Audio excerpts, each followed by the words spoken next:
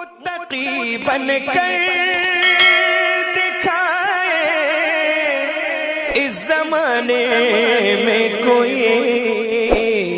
ایک میرے مفتی اعظم کا تقویٰ چھوڑ کر۔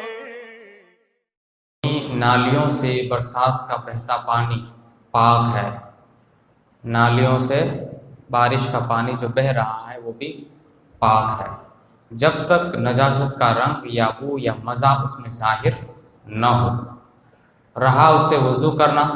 اگر اس پانی میں نجاست مرئی کے اجزاء ایسے بہتے جا رہے ہوں کہ جو چلو لیا جائے گا اس میں ایک آدھ ذرہ اس کا بھی ضرور ہو، جب تو ہاتھ میں لیتے ہی ناپاک ہو گیا، وضو اسے حرام ورنہ جائز ہے۔ یعنی اگر نالی بھی ہے نا، اس نالی میں اگر نجاست مری گر گئی، نجاست مری وہ نجاست جو دیکھی جا سکتی ہے، جس کو دیکھا جا سکتا ہے، مثال کے طور پر گوبر ہے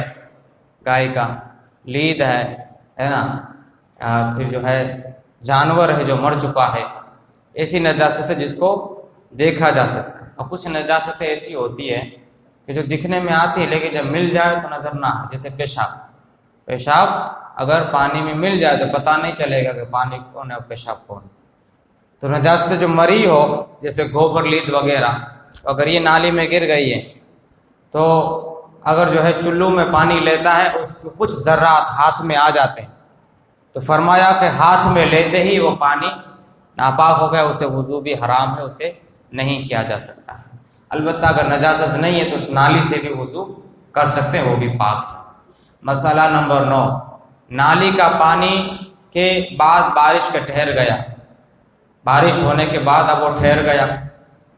اگر اس میں نجاست کے اجزاء محسوس ہوں یا اس کا رنگ بو مزہ، یاد رکھیں یہ پانی کے وصف ہیں، رنگ ہے، بو ہے، مزہ ہے، تو رنگ بو جو ہے محسوس ہو تو ناپاک ہے ورنہ پاک ہے۔ اگر نجاست ہے اس میں تو وہ نالی بھی ناپاک ہے، بعد بارش کے ٹھہرنے کے بعد، بارش کے پانی کے ٹھہرنے کے بعد وہ پانی جو نالی میں بچ گیا ہے، اگر اس میں نجاست گری ہے اور اس کی بو بھی محسوس ہو رہی ہے، اس کا جو ہے جو بھی ہو اس کا رنگ بھی محسوس ہو رہا ہے نجاست وغیرہ کا، تو ناپاک ہے ورنہ پاک ہے۔ اب یہ مسئلہ اہم آ رہا ہے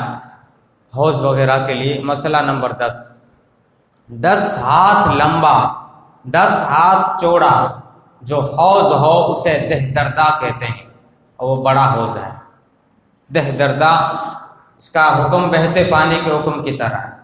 اس کو دہ دردہ کہا جاتا ہے اگر 10 ہاتھ لمبا ہے 10 ہاتھ چوڑا ہے۔ کل ملا کر کتنا ہوگا؟ 10 ہاتھ لمبا 10 ہاتھ چوڑا، کل ملا کر 100 ہاتھ ہوں گے، ہے کہ نہیں؟ ادھر سے آپ لو ادھر سے بھی لو، کوئی اس طرح اگر اس طرح حساب لگا رہا ہے کہ بھئی کنارہ کنارہ کے حساب لگا لیں کہ جو اس طرف کا کنارہ ہے وہ 10 ہاتھ، جو اس طرف کا کنارہ ہے دائنی طرف کا وہ 10 ہاتھ، سامنے آزو بازو جتنے بھی ہیں 4 ہیں، اس کی 4 دیواری ہے، اگر اس طرح 10 ہاتھ حساب لگایا جاتا ہے تو 40 ہی ہو رہے ہیں، اس کا حساب اس طرح نہ لگایا جائے۔ مثال کے طور پر آپ جب مکان وغیرہ لینے جاتے ہیں تو مکان میں فٹ کا اعتبار ہوتا ہے نا کہ کتنے فٹ کا مکان ہے، تو فٹ کو آپ کس طرح حساب لگاتے ہیں؟ جو لادی لگی ہوئی ہے مثال کے طور پر، ایک لادی جو 1 فٹ کی ہے اس لادی کو گنا جاتا ہے کہ نہیں، لمبائی میں بھی اور چوڑائی میں بھی۔ اس طرح حوض جو دہ دردہ کا حکم میں ہے جو ہے لمبائی میں 10 ہاتھ چوڑائی میں 10 ہاتھ ہوگا تو وہ 100 ہاتھ ہو ہی جائے گا، ہے نا۔ ایسے ہی اگر 20 ہاتھ لمبا ہے 5 ہاتھ چوڑا ہے، 20 ہاتھ لمبا ہے 5 ہاتھ چوڑا ہے تب بھی وہ 100 ہاتھ ہو جائے گا، لیکن اگر 15 ہاتھ لمبا ہے 5 ہاتھ چوڑا ہے تو نہیں ہوگا، ہے کہ نہیں، وہ 75 ہی ہوگا، وہ ہاتھ 75 ہاتھ ہوں گے اس میں۔ کل ملا کر 100 ہاتھ کا وہ حوض ہونا چاہیے، وہ دہ دردہ ہونا چاہیے، تو ہی وہ حوض دہ دردہ کے حکم میں ہوگا، وہ بہتے پانی کے حکم میں ہوگا۔ اب اگر ہاتھ بھی ڈالیں گے تب بھی وہ پانی پاک ہوگا، اس کا جو ہے۔ اسی طرح حوض پر آپ دیکھتے ہیں حوض پر کئی لوگ وضو بناتے ہیں، 10-15 لوگ، تو ہونا تو یہ چاہیے کہ ہاتھ ڈالتے ہی وہ پانی مائع مستعمل ہو جائے، لیکن وہ پانی حوض کا مائع مستعمل نہیں ہوتا ہے، بلکہ اتنے سارے ساتھ میں وضو بنانے کے باوجود بھی وہ مطہر رہتا ہے، وہ پانی پاک کرنے والا رہتا ہے۔ کیوں؟ اس لیے کہ وہ پانی بہتے پانی کے حکم میں، وہ ٹھہرے ہوئے پانی کے حکم میں نہیں ہے، وہ دہ دردہ ہے۔ یہی حضرت بتانا چاہتے ہیں کہ 10 ہاتھ لمبا 10 ہاتھ چوڑا جو حوض ہے اسے دہ دردہ اور بڑا حوض کہتے ہیں۔ یوں ہی 20 ہاتھ لمبا 5 ہاتھ چوڑا یا 25 ہاتھ لمبا 4 ہاتھ چوڑا، 25 ہاتھ لمبا 4 ہاتھ چوڑا عرض گرز کے کل لمبائی چوڑائی 100 ہاتھ ہو، ہے نا، اور اگر گول ہو تو اس کی گولائی تقریباً 35.5 ہاتھ ہو اور 100 ہاتھ لمبائی نہ ہو، یعنی جو لمبا حوض ہے یا گول ہے، اگر 100 ہاتھ نہیں ہو رہی ہے تو چھوٹا حوض ہے، اس کے پانی کو تھوڑا کہیں گے، اگرچہ کتنا ہی گہرا ہو، گہرائی کا اعتبار نہیں کیا جائے گا، اس کے لمبائی چوڑائی کا اعتبار کیا جائے گا۔ گہرا چاہے 100 فٹ ہی کیوں نہ ہو اندر چلا جائے، لیکن پھر بھی اس کے گہرائی کا اعتبار کچھ بھی نہیں ہے، لمبائی چوڑائی کا اعتبار کیا جائے گا۔ اگر گول ہے تو گولائی کا اعتبار کیا جائے گا، اس میں گہرائی کا اعتبار نہیں ہے۔ تنبیہ بتا رہے ہیں، حوض کے بڑے چھوٹے ہونے میں خود اس حوض کی پیمائش کا اعتبار نہیں ہے، اس حوض کی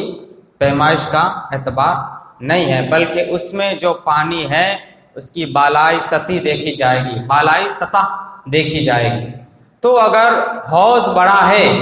مگر اب پانی کم ہو کر دہ دردہ نہ رہا، حوض تو بڑا ہے نا، حوض کی لمبائی ہو یا چوڑائی ہو اس سے کوئی غرض نہیں، پانی کی اتنی لمبائی چوڑائی ہونی چاہیے، پانی اتنا ہی ہونا چاہیے لمبائی چوڑائی میں۔ اگر لمبائی چوڑائی 10 ہاتھ لمبائی ہے اور 10 ہاتھ جو ہے چوڑائی ہے، لیکن پانی کم ہو کر کے تھوڑا گھٹ گیا، مثال کے طور پر یہ آپ نہیں سمجھیں گے اس طرح کہ جو حوض جو مسجدوں میں بنا رہتا ہے صرف اسی کو حوض ہم نہیں کہتے ہیں، یا پھر مدرسوں میں بنے رہتے ہیں صرف وہی دہ دردہ نہیں ہے، بلکہ آپ اگر تالاب کی طرف چلے جائیں، ہے نا، ندی نالے کی طرف چلے جائیں تو جو گھڑے بنے رہتے ہیں بڑے بڑے، تو وہ گھڑے جو بنے ہوئے ہیں اس میں جو پانی جمع ہے، اب اس کو بھی دیکھا جائے گا کہ لمبائی اس کی کتنی ہے، اس تالاب کی لمبائی کتنی ہے، 10 ہاتھ لمبائی ہے 10 ہاتھ چوڑائی ہے، تو وہ بھی حوض ہے، وہ بھی دہ دردہ ہی ہے، ایسا نہیں جو مسجد میں حوض ہے اسی کو حوض کہا جائے گا، وہ بھی حوض کے حکم میں ہے۔ تو مثال کے طور پر آپ باہر گئے، تالاب کو دیکھا، اب تالاب کی لمبائی دیکھی تو 10 ہاتھ ہے، چوڑائی 10 ہاتھ ہے، لیکن جو پانی ہے وہ جو ہے اس میں اتنا نہیں ہے، اس کے برابر نہیں، بلکہ گھٹ کر کے 1-2 ہاتھ گھٹ کر کے ہے نا، جیسے 10 ہاتھ کی لمبائی ہے تو 9 ہاتھ پر جو ہے پانی کا پھیلاؤ ہے، ایسے 8 ہاتھ پر پانی کا پھیلاؤ ہے، تو اس پانی کو دیکھا جائے گا، اس کی بالائی سطح دیکھی جائے گی جو پانی کی ہے۔ تو اگر یہ کم ہو گئی تو اب وہ حوض کے حکم میں نہیں رہے گا، وہ دہ دردہ کے حکم میں نہیں رہے گا، بلکہ وہ چھوٹے حوض کے حکم میں آ جائے گا۔ وہ پورے پانی، کیونکہ پانی وہاں تک نہیں پہنچا جہاں اس کی جو ہے حد ہے، اس حوض کی حد ہے، وہاں تک اس کا پانی نہ پہنچا، اس بنا پر وہ حوض نہیں رہا، دہ دردہ نہ رہا۔ یہی حضرت نے فرمایا کہ اس حالت میں بڑا حوض نہیں کہا جائے گا، نیز حوض اسی کو نہیں کہیں گے جو مسجدوں میں عیدگاہوں میں بنے رہتے ہیں، بلکہ وہ ہر گھڑا جس کی پیمائش 100 ہاتھ ہے بڑا حوض ہے، اس سے کم ہے تو وہ چھوٹا ہے۔ مسئلہ وہ دہ دردہ حوض میں اتنا،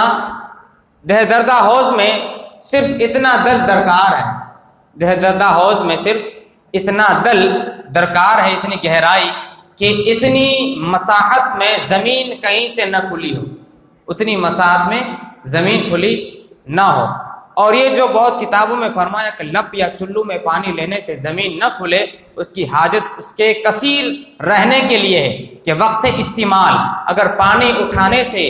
زمین کھل گئی تو اس وقت پانی 100 ہاتھ کی مساحت میں نہ رہا، ہے نا، یعنی گہرائی میں صرف اتنا دیکھا جائے کہ اگر جو ہے آپ نے چلو لیا ہے تو چلو لینے سے زمین نہ کھلے، وہ زمین کی جو رنگت ہے اور زمین کی جو حیات ہے وہ حیات نظر نہ آئے، اتنا پانی گہرائی میں ہونا چاہیے۔ ایسے حوض کا پانی بہتے پانی کے حکم میں ہے، نجاست پڑنے سے ناپاک نہ ہوگا، جو جتنے اوپر مسائل گزرے وہ جو ہے دہ دردہ بہتے پانی کے حکم میں ہے، نجاست کے گرنے سے وہ حوض وغیرہ ناپاک نہیں ہوتے جب تک نجاست سے رنگ یا بو یا مزہ نہ بدلے. اور ایسا حوض اگرچہ نجاست پڑنے سے نجس نہ ہوگا مگر قصداً اس میں نجاست ڈالنا منع ہے. ایسا حوض ناپاک نہیں ہوتا ہے، لیکن اگر کوئی چاہے کہ جان بوجھ کے نجاست ڈال دے تو اس کا وہ خامیازہ وہ بھگتے گا، گناہ ہوگا اس کا، کہ آپ نے بغیر وجہ کے، کوئی وجہ ہی نہیں ہوتی نجاست ڈالنے کی، وجہ کیا ہو سکتی؟ اگر نجاست ڈال دی کسی نے جان بوجھ کے تو اس کی پکڑ ہے، تو جان بوجھ کے اس میں نجاست نہیں ڈالنے. لیکن اگر جان بوجھ کے کسی نے ڈالا بھی تب بھی وہ حوض ناپاک نہیں ہوگا جب تک کہ نجاست سے رنگ بو یا مزہ پانی کا نہیں بدل جاتا ہے. تو یہ اتنے سارے 3-4 مسائل حوض کے تعلق سے گزرے. ابھی بھی کچھ اور مسائل ہیں لیکن وقت تنگ ہے، انشاءاللہ کل کے بیان میں اور حوض کے مسائل عرض کرتا ہوں. الفاتحہ.